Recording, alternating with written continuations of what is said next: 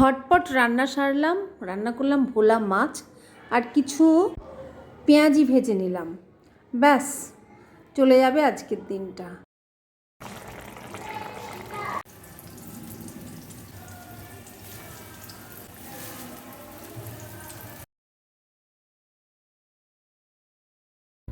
এবার দেখো কিছু ইনডোর প্ল্যান্ট যেগুলো আমি ঘরে রেখেছি। ঘর বলতে ঠিক ঘর নয়, একটু বাড়ানো জানলায়।